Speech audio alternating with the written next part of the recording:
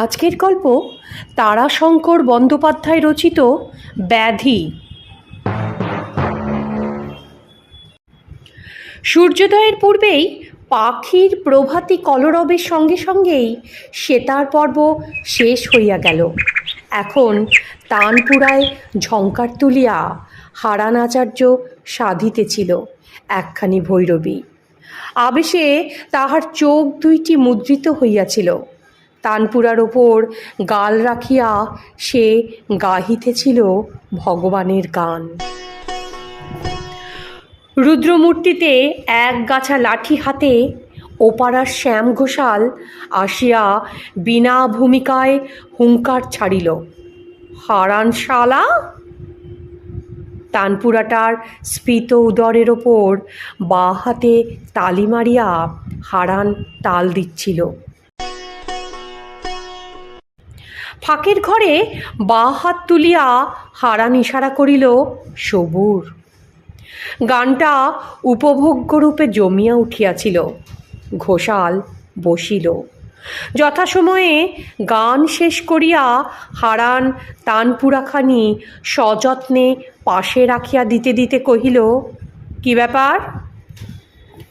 ঘোষালের রাগের সময় বোধ করি পার হইয়া গেছে। সে আকুতি করিয়া কহিল, হারান, আমার ঠাকুর। হাতের মেরাজবটা খুলিয়া হারান কহিল, জানি না তো। ঘোষাল হাত জোড় করিয়া বলিল, দে ভাই, কোথায় রেখেছিস, কোথায় ফেলেছিস বল। হারান বলিল, তোমার ঠাকুর তো আমি দেখেছি বাপু। আনাটেক সোনার একটা পুটপুটে পৈতে ছিল, সে আমি হাত দিয়ে ছুঁই নাই। ছুঁচো মেরে হাত গন্ধ আমি করি না। ঘোষাল আরও মিনতি করিয়া বলিল, তোর পায়ে পড়ি ভাই, আমার 3 পুরুষের শালগ্রাম শিলা দে ভাই, দে, বল কোথায় ফেলেছিস। হারান কহিল, বিশ্বাস না করো তো কি করে বলি বলো, সত্যিই আমি জানি না। ঘোষাল আর নিজেকে সম্বরণ করিতে পারিল না।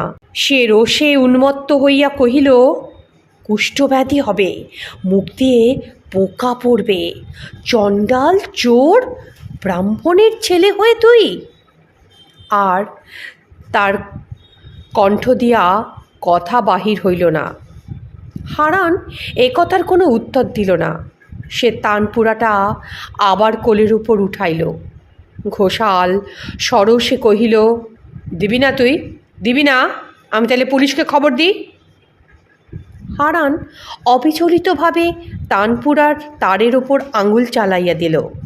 সুরঝঙ্কারে যন্ত্রটা সাড়া দিল। অকস্মাৎ ঘোষাল তাহার পায়ের গোড়ায় ক্ষিপ্রের মতো মাথা কুটিতে কুটিতে কহিল, মরব, আমি মরব, আমি তোর পায়েই মাথা কুটে মরব। তাহার স্বর অবরুদ্ধ, চোখ দিয়ে দরদর করে জল পড়িতেছে। হারান বলিল, কেন মিছে আমার পায়ে মাথা খুঁড়ছ ঘোষাল? যাও না, যাও, ভালো করে খুঁজে পেতে দেখো। গোল পাথর তো, গড়ে টোরে কোথাও পড়বে, দেখো কাতো তোমার পুষ্পকুণ্ডের মধ্যে আছে কিনা। ঘোষাল চোখের জলে ভাসিতে ভাসিতে পরম আশ্বাসে হাসিয়া বলিল, পাবো, পাবো, আমি পুষ্পকুণ্ডে পাবো। হারান বলিল, দেখোই না গিয়ে। ঘোষাল দ্রুত চলিয়া গেল। হাতের লাঠিগাছাটা ওখানেই পড়িয়া রহিল। যন্ত্রটার ঝঙ্কার তুলিয়া হারান আরেকখানি গান ধরিল, বাগেশ্রী। গান চলিতেছিল। নিশি স্বর্ণকার আসিয়া দাওয়ার ওপরে নীরবে বসিল।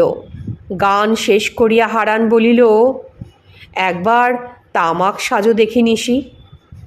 হারানের ঘরদুয়ার নিশির পরিচিত।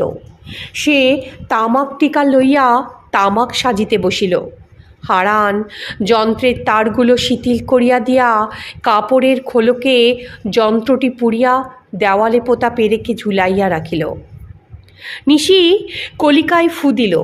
সে কহিল, একজন খরিদ্দার এসেছে দাদা ঠাকুর, কিছু সোনা বেচবে, 24-10 আনা পাকা বিকুচ্ছে।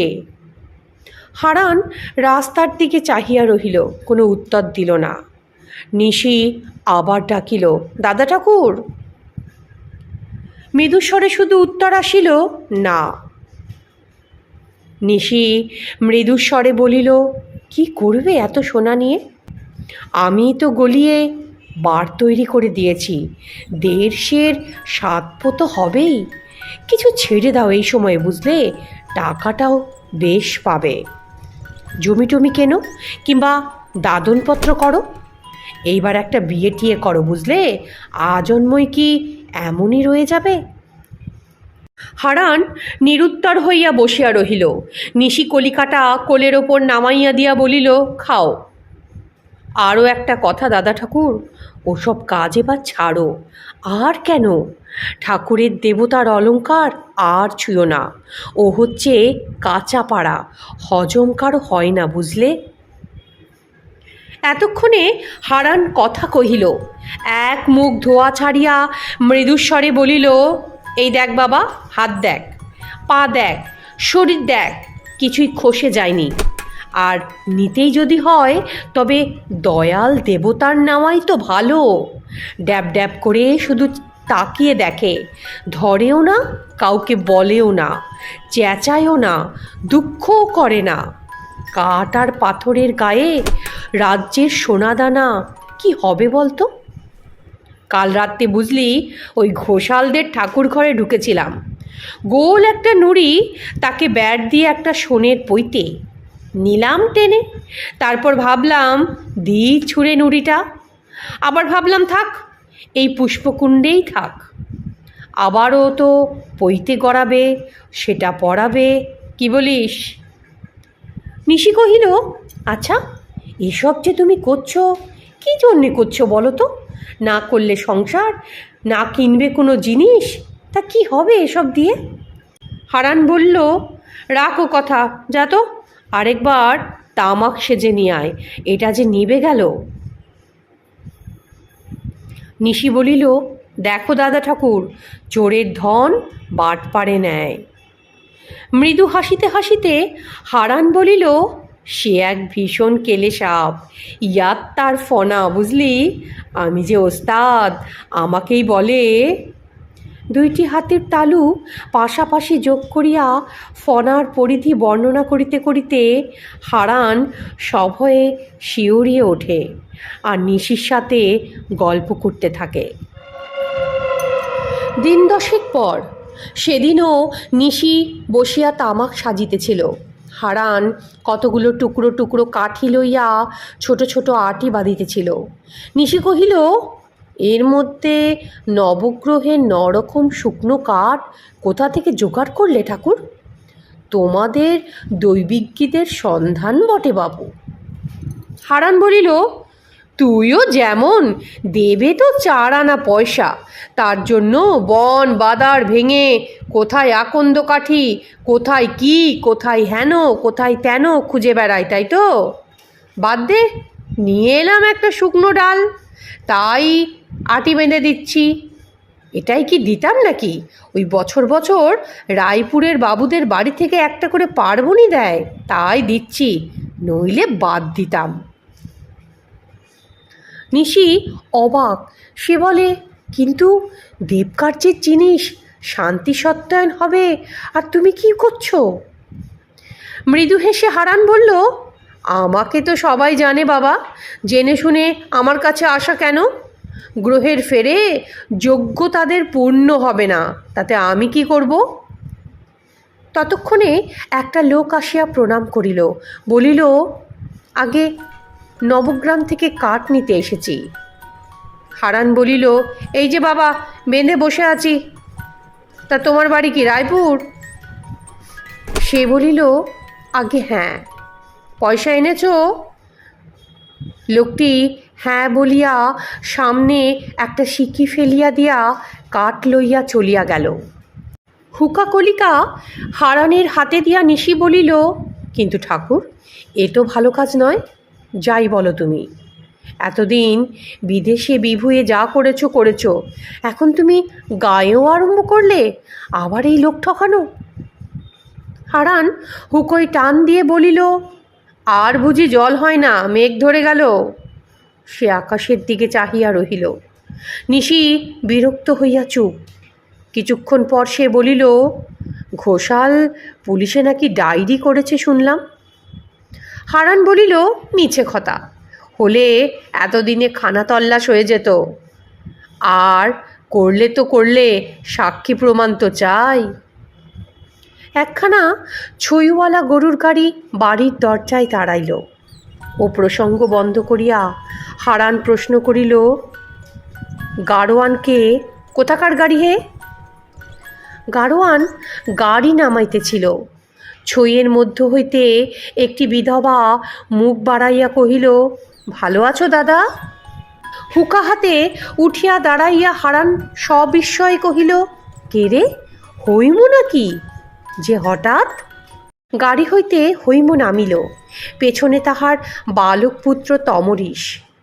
দাদার পদধূলি লইয়া কাঁদিতে কাঁদিতে হৈম বলিল, বন্যেতে বাড়িঘর সব পড়ে গিয়েছে দাদা, এখন আচ্ছাদন নাই যে মাথা গুঁজে দাঁড়াই। কোথায় আর কার কাছে যাব বলো? তার জন্য তোমার কাছে আসলাম। ভগবান শেষকালে তোমার কাছেই দাঁড় করালেন। হারান কহিল, তা বেশ বেশ, তোর তো বাপের ঘর, আয় ভাই আয়, বেশ করেছিস। তমরিসেরই তো সব, দুদিন আগে আর দুদিন পরে। নিশি কহিল, তা বই কি, এই গোষ্ঠীর অধিকারী তো ইনি। হৈম আঁচলে চোখ মুছিতে মুছিতে বলিল, মামাকে প্রণাম করো তমরিস। ছি, এত বড় ছেলে হয়েছ, এটাও জানো না? কোলের কাছে ফুটফুটে ছেলেটিকে টানিয়া লইয়া হারান বলিল, বকিস নে হৈম, অচেনা জায়গা, আমিও তো অচেনা। মৃদু অনুযোগ করিয়া হৈম বলিল, চেনা না দিলে চিনবে কি করে বলো?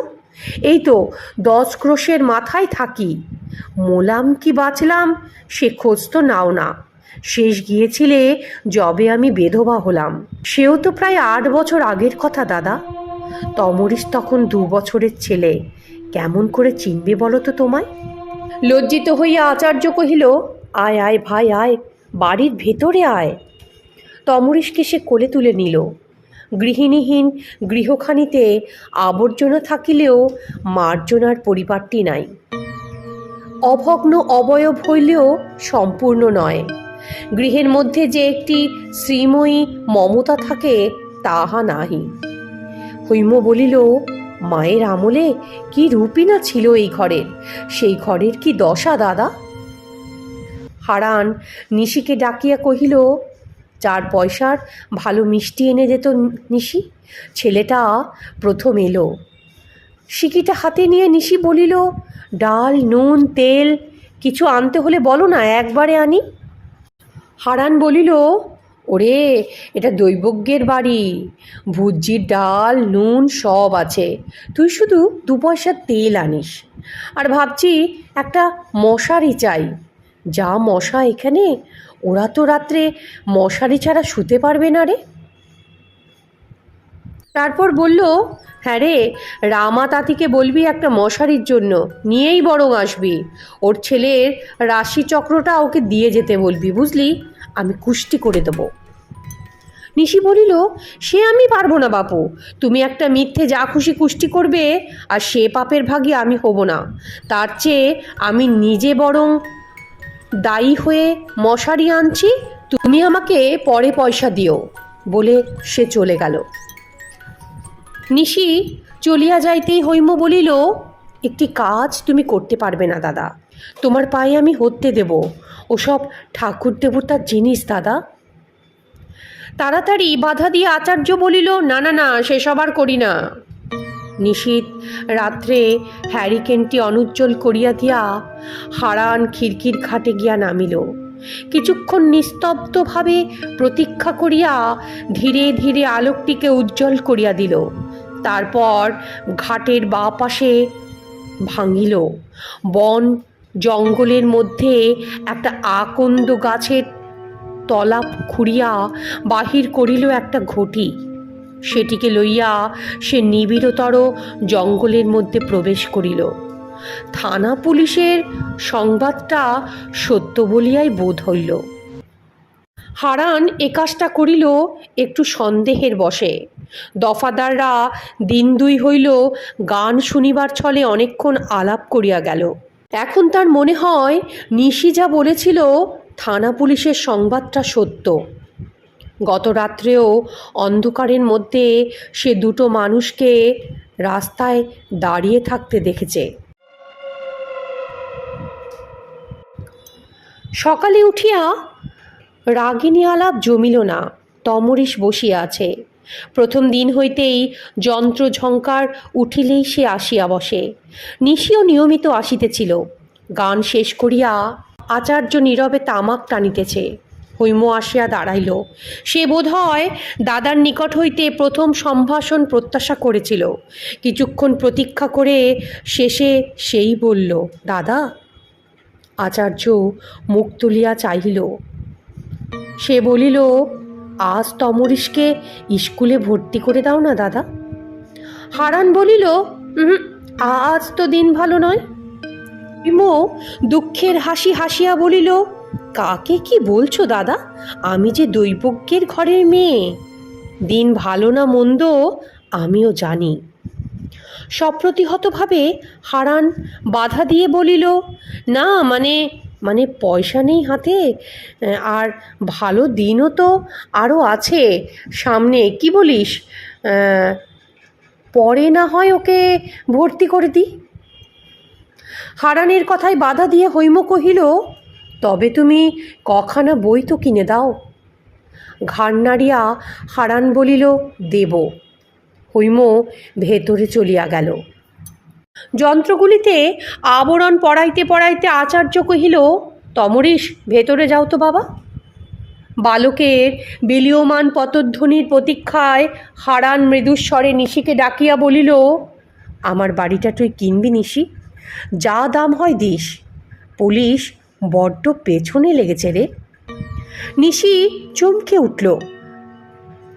আচার্য বলিল, ভবে মিস্ত্রিকে দিলে 200 টাকা সে এক্ষুনি দেয়, কিন্তু শালা পুলিশের গুপ্তচর, ঠিক বলে দেবে। তুই নে, 100 টাকা তুই আমাকে দিস, না হয় 105। নিশি কহিল, দিদি ঠাকুরন আর তমরিস কোথায় যাবে? এ কথার উত্তরে হারান কিছু কহিল না। পরদিন সকালবেলা আর হারানের সেতার বাজিল না। নিশি আসিয়া ফিরিয়া গেল। তমরিস আবিষ্কার করিল মামার যন্ত্রগুলোর মধ্যে তানপুরাটা নাই। সন্ধ্যায় নিশি আসিয়া দেখিল হৈম বসিয়া কাঁদিতেছে। পাশেই ম্লান মুখে কয়খানি নূতন বই হাতে তমরিস বসিয়া। নিশি শুনিল হারান ভবি মিশ্রকে 95 টাকায় বাড়ি বেচিয়া কাশি চলিয়া গেছে। যাইবার সময় কয়খানি বই তমরিসকে দিবার জন্য দিয়া গেছে। আচার্য কিন্তু কাশি যায় নাই। সে বর্ধমান জেলা পার হইয়া মুর্শিদাবাদের দিকে গিয়া পড়িল। নিতান্ত পথে পথে যাত্রা। কাঁধে তার কম্বল আর একটা পুটলি, আর হাতে তানপুরা। একখানা গ্রামের প্রকাণ্ড দালান ঠাকুরবাড়ি দেখিয়া সে ঢুকিয়া পড়িল। মুর্শিদাবাদ আমিরি চালের জন্মভূমি, বনিয়াদি চাল। পুরনো বন্দোবস্ত আজও এখানে নিঃশেষ হয় নাই। এবাড়ির বন্দোবস্তও পুরনো। অতিথিকে মানুষের অনুগ্রহ ভিক্ষা করিতে হয় না, দেবতার প্রসাদ কামনা করিয়া দাঁড়াইলেই পাওয়া যায়। অপরাহ্নে নজর পড়িল বনিয়াদি চালের অভাব এখনও সেখানে নাই। ঠাকুরবাড়ির পাশেই বাবুদের বৈঠকখানায় বড় হলে আসর পড়িয়াছে। ঝাড়ে আর দেওয়ালগুলিতে বাতি বসানো হইতেছে। হারান এদিক ওদিক ঘুরিয়া খানসামার ঘরে ঢুকিয়া তাহার সঙ্গে আলাপ করিতে আরম্ভ করিল। খানসামাকে বলিল, আমাকে একটু সুবিধা করে দিতে হবে ভাই। তানপুরাটা সে ঘরের এক কোণে রাখিয়া দিল। সেটার দিকে লক্ষ্য করিয়া খানসামা কহিল, আপনি কি ওস্তাদ? আচার্য বলিল, গান পাগলা মানুষ দাদা, আমি ওস্তাদ নই। মজলিসে সে স্থান পাইল। ফরাসের ওপর সারি সারি তাকিয়া পড়িয়াছে। সোনা রূপার 7-8টা গড়গড়া পড়িয়াছে। রূপার পরাতে প্রচুর পানের খিলি, আতরদানে আতর আর তুলা শোভা পাইতেছে। 2-3টে গোলাপ পাশ হইতে গোলাপ জল ছিটানো হইতেছে। প্রকাণ্ড চারিটা হাত পাখা লইয়া 4জন খানসামা 4 কোণে দাঁড়াইয়া বাতাস করিতেছে। সুগন্ধি ধূপ ঘরে জ্বালানো হইতেছে। ফরাসের এক কোণে সে বসিল।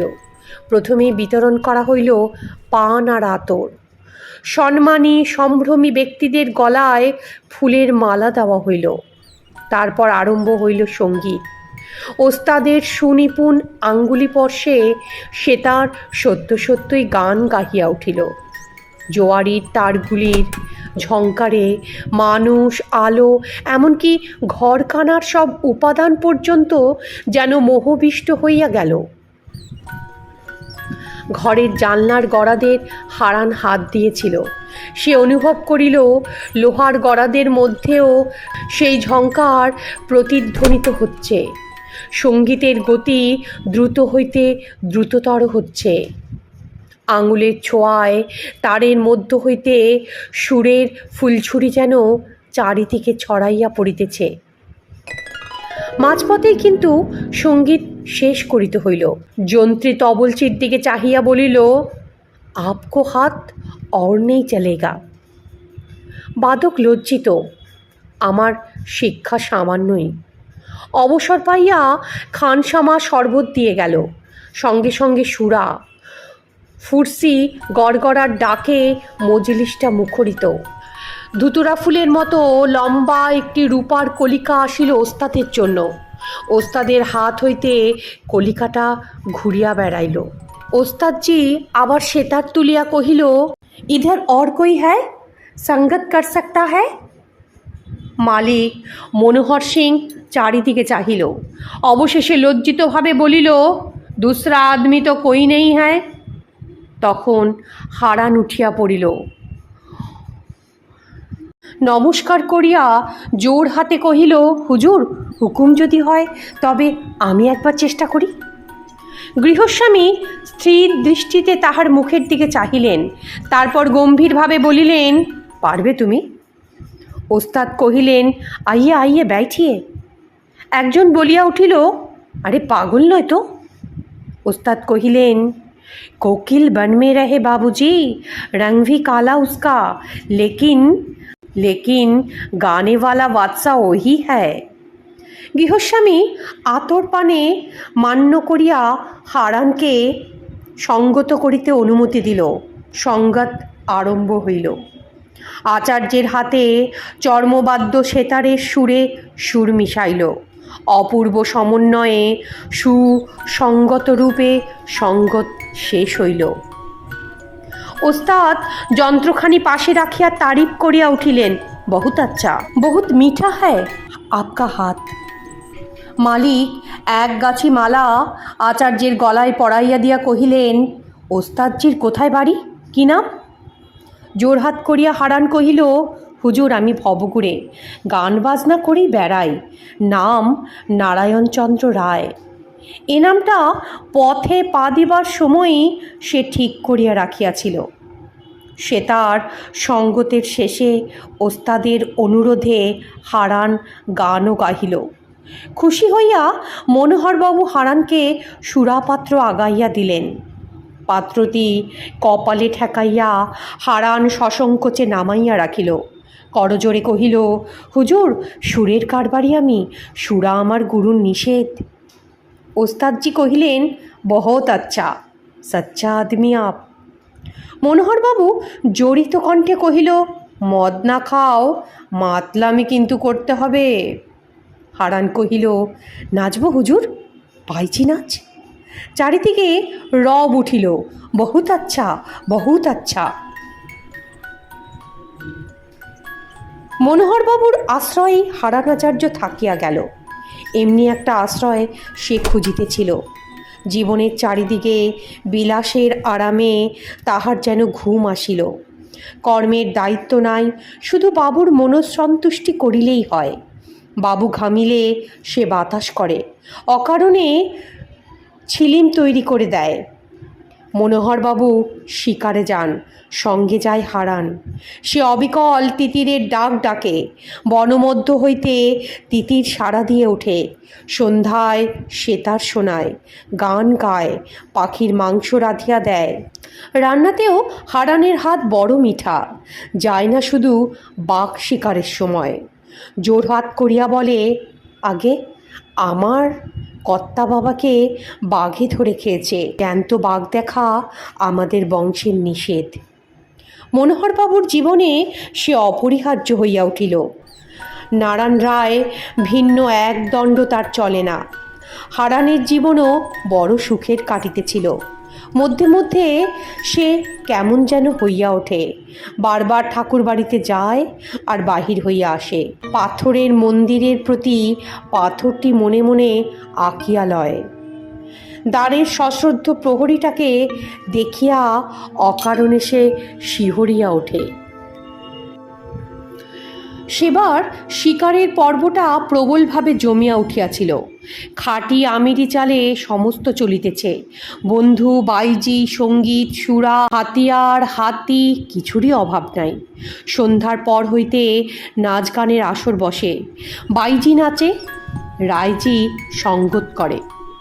রজনীর অগ্রগতির সঙ্গে সঙ্গে রায়জি সঙ্গত ছাড়িয়া বাইজির পতধূলি মাখিয়া গড়াগড়ি দেয়।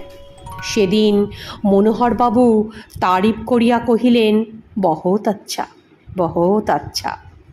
রায়জি কান্দিয়া আকুল, হুজুর আমার পরিবার বড় ভালো নাচত, আহা সে মরে গেল, দেখবেন সে নাচ হুজুর। সাঁওতাল নাচ নাচিতে আরম্ভ করল সে। সুরার অবসাদে ক্রমশ ক্রমশ উত্তেজনা কোলাহল স্থিমিত হইয়া গেল। বাইজির দল চলিয়া গেল। ঘুমে সবাই অচেতন। হারান উঠিয়া তাঁবুর দরজার পর্দাটা টানিয়া দিল। তারপর মনোহরবাবুর পাশে বসিয়া তাহাকে বাতাস করিতে লাগিল। মনোহরবাবুর নাক ডাকিতেছিল। ব্যজনের আরামে সে শব্দ আরও গভীর হইল। পাকাখানি রাখিয়া হারান তাহার বুকে হাত দিল। মোটা সোনার চেনটা সে খুলিতেছিল। অকস্মাৎ তন্দ্রারক্ত চোখ মেলিয়া বিড়বিড় করিয়া কি যেন বকিতে বকিতে মনোহরবাবু পাশ ফিরিয়া শুইল। হারানের বুকটা গুড়গুড় করিয়া উঠিল। হঠাৎ করিয়া মনোহরবাবু উঠিয়া বিরক্ত হইয়া বলিল, এগুলো রাখো তো রাইজি। বলিয়াই সে ঘড়ি, চেন, বোতাম বুকের কাছে যাহা ছিল সব খুলিয়া হারানের হাতে দিল।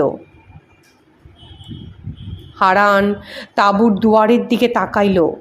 জাগ্রত প্রহরীর পদশব্দের বিরাম নাই। জিনিসগুলো হাতের অঞ্জলিতে আবদ্ধ করিয়া সে নির্বাকভাবে বসিয়া রহিল। প্রভাতে মনোহরবাবু উঠিতেই সে দুই হাতে জিনিসগুলো লইয়া সম্মুখে দাঁড়াইল। বাবু ঈষৎ হাসিয়া বলিল, ওগুলো তোমার বকশিস রায়জি, কাল রাত্রে ঘুমের ঘোরে বলতে ভুলে গেছি। হারান কথাটা শুনিয়া ঠকঠক করিয়া কাঁপিতেছিল। মনোহরবাবু বলিলেন, গুণী লোক তুমি রায়জি, তোমাকে এর চেয়ে ঢের বেশি দেওয়া উচিত, কিন্তু সিংহবংশের আর সেদিন নাই।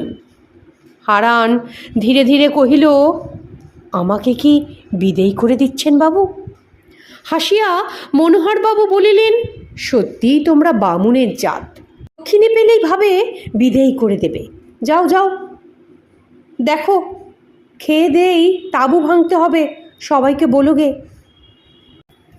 সিংহবাড়ির অন্তঃসার বহুদিন হইল নষ্ট হইতেছে। সেদিন একটা বড় মহালের নায়েব সংবাদ লইয়া আসিল। বৎসর বৎসর নিয়মিত রূপে রাজস্ব না পাইয়া জমিদার বড় রুষ্ট। অষ্টম নালিশ দায়ের করিয়াছে।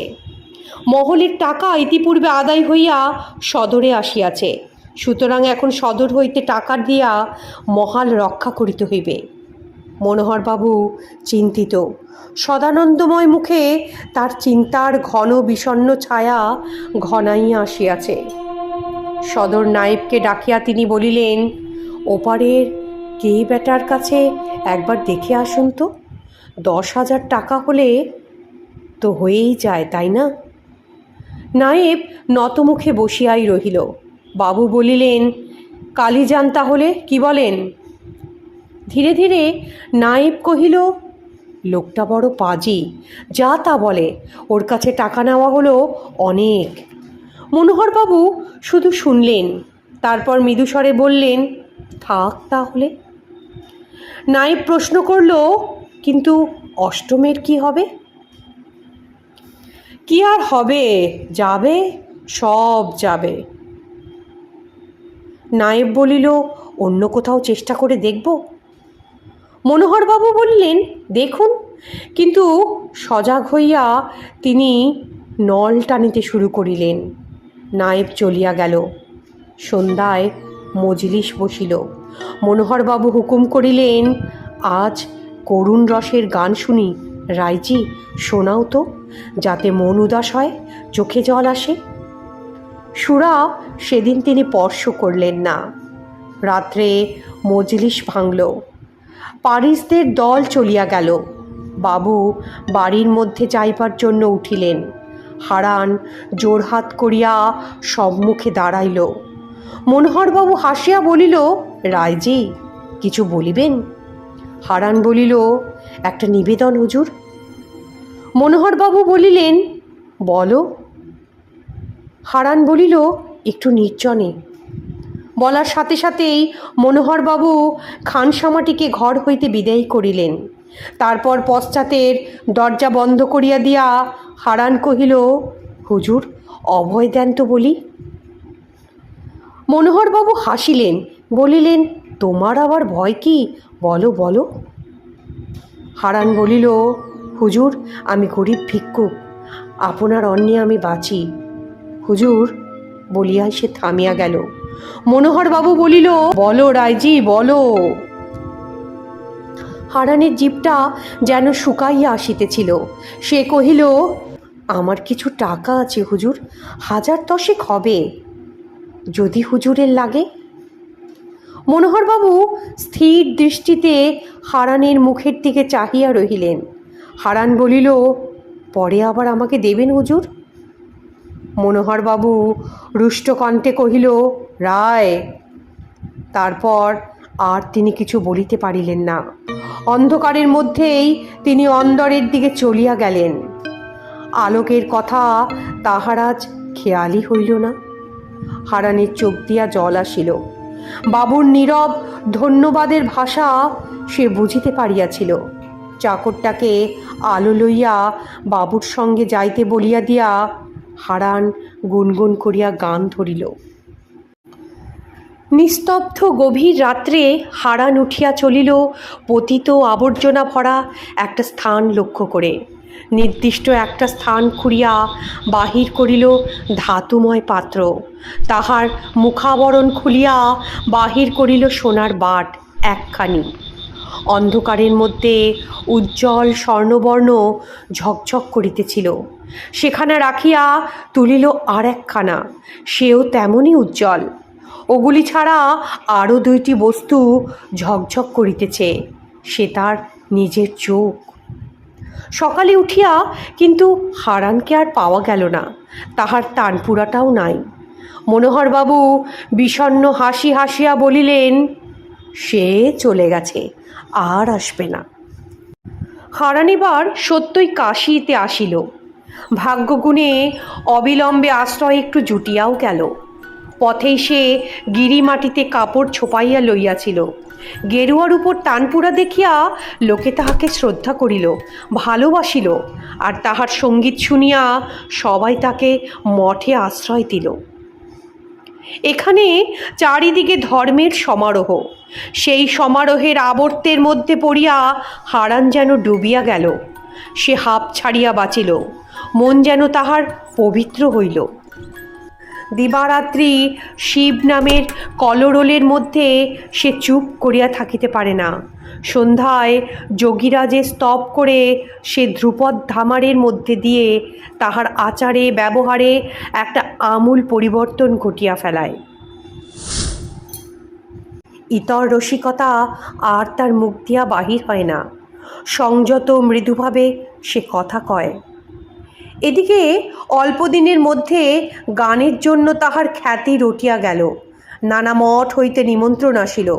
সাধু সন্ন্যাসীরা গানে মুগ্ধ হইয়া সাদরে কোল দিয়া বলিল, বিশ্বনাথ কা কৃপা আপকে উপর হো গয়া।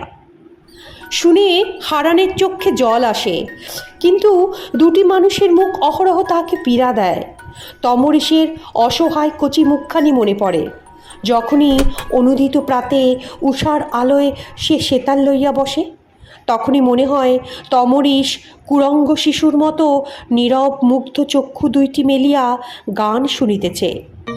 তার মনে পড়ে মনোহরবাবুর সেই সদানন্দময় মুখ, তাহার সেই অবরুদ্ধ কণ্ঠের দুইটি কথা, রায়, তাহার সেই ছলছল চোখ, সব তার মনে পড়ে। তবু সে ভগবানকে ধন্যবাদ দেয় যে তাহার অন্তরে একটা পরিবর্তন আসিয়াছে। মঠের ফটকে বসিয়া ভিক্ষা করে এক অন্ধ। পদশব্দ শুনিলেই সে চিৎকার করে ভিক্ষা চায়। হারানকে দেখলেই সে প্রণাম করে। হারান তাকে আশীর্বাদ দেয়। এক একদিন আক্ষেপ করে অন্ধ বলে, আজ আর কেউ কিছু দিল না বাবা। হারান বলে, কিছুই পাওনি? একটু চিন্তা করে হারান সেইখানে দাঁড়িয়ে একটা গান ধরে। চারিদিকে মুগ্ধ প্রতীকের দল ভিড় জমাইয়া দাঁড়ায়। গান শেষ করিয়া হারান সকলকে অনুরোধ করে ওই অন্ধকে একটা করে পয়সা দেওয়ার জন্য। পয়সা পড়িতে থাকে। ভিড় ভাঙিয়া হারান সামনের দিকে এগিয়ে যায়, আর অন্ধটি কৃতজ্ঞতা ভরে সাধু বাবাকে প্রণাম করে। অন্ধটা রাত্রে মঠের এক পাশে পড়িয়া থাকে। ছেঁড়া একটা কম্বল আর চামড়ার একটা বালিশ তাহার সম্বল। সেদিন অন্ধটা বলিল, সাধু বাবা, আমার একটা কাজ করে দেবে? হারান অবাক, বলে, কি? একটু ইতস্তত করে অন্ধ বলে, কাল বলবো। পরদিন চলিয়া গেল। অন্ধ কিছুই বলিল না। হারানের সে কথা মনেই ছিল না। পরের দিন অন্ধ আসিয়া কহিল, সাধু বাবা, আপনি যে আমার কথা শুনিলেন না? হারান হাসিয়া বলিল, কই, তুমি তো কিছু কহিলে না। অন্ধ বলিল, আজ বলিব। হারান কহিল, তবে বলো। অন্ধ বলিল, আমায় কিছু সোনা কিনে দেবে বাবা? কথাটা শুনে হারান চমকে উঠল। চামড়ার বালিশটা কোলের কাছে টানিয়া অন্ধ কহিল, তামা রূপো বড় ভারী হয় বাবা। আগে কবার এক সাধু আমায় এনে দিয়েছিল, কিন্তু শেষকালে। কথাটা আর শেষ হলো না। সে চুপ করিয়া গেল। কথা শুনিয়া হারানের হাত পা ঠক ঠক করিয়া কাঁপিতেছিল। তারপর অন্ধ বলিল, বাবা, শেষকালে আমি তার ভয়েই সেখান থেকে পালিয়ে এলাম। চামড়ার বালিশটা ওপাশে সরাইয়া কনুয়ে চাপ দিয়া সে বলিল, সাধু বাবা। হারান বলিল, বলো। অন্ধ বলিল, এনে দেবে বাবা? হারান বলিল, দেব দেব, কাল দেব। পরদিন প্রাতে অন্ধটার কাতর ক্রন্দনে মঠের মধ্যে ভিড় জমিল। তাহার সেই চামড়ার বালিশটা খোয়া গিয়াছে। সেই বালিশটার মধ্যে তার সমস্ত জীবনের সঞ্চয়, কয়খানা সোনার বাট, কিছু টাকা, কিছু পয়সা। অন্ধ বারবার বলিতেছিল, সেই চোর সাধু, সেই বদমাস। দীনতা আর হীনতার তাড়নায়, গালাগালির অশ্লীলতায় স্থানটাকে কদর্য করিয়া তুলিতেছিল। আর বুক চাপড়াইয়া পাথরের চত্বরে মাথা কুটিয়া নিজের অঙ্গ ও পবিত্র দেবভূমি সে রক্তাক্ত করিয়া তুলিয়াছিল। ইহার মাস চারেক পরে মনোহরবাবু একখানি পত্র পাইলেন। বর্ধমান হাসপাতাল হইতে রায়জির পত্র। মৃত্যুশয্যায় শুইয়া আজ আপনাকে একবার দেখিবার ইচ্ছা করি। আজ 2 মাস হইল অজীর্ণ রোগে ভুগিয়া হাসপাতালে মরিতেছি। একবার যদি দয়া করিয়া আসিতেন। ইতি আশ্রিত নারায়ণচন্দ্র রায়। পরিশেষে হাসপাতালের চিকিৎসক জানাইয়াছে, আসিলে সত্বর আসিবেন। 1 সপ্তাহের অধিক রোগীর বাঁচার আশা নাই। মনোহরবাবু রায়ের এই অনুরোধ উপেক্ষা করিতে পারিল না। তিনি পরদিনই বর্ধমান যাত্রা করিলেন। অপরাহ্নবেলায় তিনি হাসপাতালের হারানের শয্যাপার্শ্বে দাঁড়াইয়া ডাকিলেন, রায়জি। সম্মুখের খোলা জানলা দিয়া হারান পশ্চিমাংশের দিকে চাহিয়াছিল। কণ্ঠস্বরে সে চকিত হইয়া মুখ ফিরাইল। বাবুকে দেখিয়া ঠোঁট দুইটি তাহার থরথর করিয়া কাঁপিতেছিল। বাবু কহিলেন, ভয় কি রায়জি, তুমি ভালো হয়ে যাবে। বহুক্ষণ পর নিজেকে সংযত করিয়া হারান কহিল, আর না, বাঁচবার কথা আর বলিবেন না, আমার জীবন যাওয়াই ভালো। কথা শুনিয়া মনোহরবাবু চুপ। তাহার হাত দুইটি ধরিয়া মিনতি ভরে হারান বলিল, আমাকে মাপ করুন বাবু। অম্লান হাসি হাসিয়া বাবু কহিলেন, সে কথা কোনোদিন মনে করিনি রায়জি। তাছাড়া তোমার আশীর্বাদে আমার সম্পত্তি রক্ষা পেয়েছে। একটা দীর্ঘ নিঃশ্বাস ফেলে হারান বলিল, আমার যে অপরাধ আছে, আমি আপনাকে ঠকিয়েছি, আমি পাপী, আমার নাম নারায়ণ রায় নয়। কথাতে বাধা দিল মনোহরবাবু। কহিলেন, জানি তোমার নাম হারান আচার্য। কথায় কথায় বেলা পড়িয়া গেল। বাবু কহিলেন, একটা কথা বলবো রায়জি। জিজ্ঞাসু নেত্রে হারান তাহার দিকে চাহিল। সে বলিল, পাপের ধনটা দিয়া একটা ভালো কাজ তুমি করে যাও। যাওয়ার সময় দুই হাতে বাবুর হাত ধরিয়া ব্যগ্রভাবে হারান বলিল, উদ্ধার করুন বাবু, আমায় উদ্ধার করুন। ওগুলো যেন বুকের মধ্যে চেপে বসে আছে, আমার প্রাণ বেরুচ্ছে না। বাবু বলিলেন, হাসপাতালেই টাকাগুলো তুমি দিয়ে যাও, এই হাসপাতালেই। কিছুক্ষণ নীরব থাকিয়া হারান ধীরে ধীরে বলিল, বর্ধমান স্টেশনের ধারেই একটা ছোট বাড়ি শেষে করেছিলাম, সেই বাড়ির মেঝেতেই। বলে সে চুপ করিয়া রহিল। কিছুক্ষণ পর কহিল, বাবু কটা বাঘ মারলেন? তারপর আর কটা কথা কহিয়া বাবু উঠিয়া গেল। বলিল, কাল আসিব। হারান আরও একখানা পত্র দিয়েছিল তমরিসের নামে। হৈম তমরিসকে লইয়া আসিল। সন্ধ্যার পরপরই তাহারা উপস্থিত। হৈম কান্দিয়া কহিল, অসুখ হলে আমার কাছে গেলে না কেন দাদা? তমরিসকে কাছে টানিয়া লইয়া তাহার মুখের দিকে চাহিয়া দেখিতে দেখিতে দুটি জলের ধারা তাহার গাল হইতে বাহিয়া পড়িল। বহুক্ষণ পর সে কহিল, তমরিস, কোথায় আমার টাকা আছে তোকে বলে যাই। হৈম বলিল, না দাদা, ব্যস্ত হয়েও না, আগে তুমি ভালো হয়ে ওঠো। হৈমর মুখের দিকে হারান চাহিয়া রহিল। ঔষধ দিবার সময় হইয়াছে।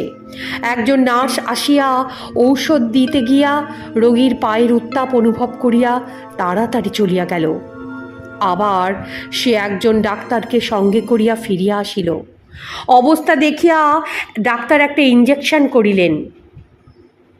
তারপর বলিলেন, তোমার যদি কিছু বলার থাকে এই বেলা বলে ফেলো। হৈম বলিল, দাদা। মুখের দিকে চাহিয়া হারান বলিল, নিশি কেমন আছে হৈম? হৈম সে প্রশ্ন গ্রাহ্য করিল না। কহিল, তমরিসকে তুমি কি বলবে বলেছিলে দাদা? পাশ ফিরিয়া শুইয়া হারান কহিল, কাল বলবো, ঠিক বলবো। সেই রাত্রেই হারান মারা গেল। হৈম তমরিস কাঁদিতে কাঁদিতে ফিরিয়া গেল।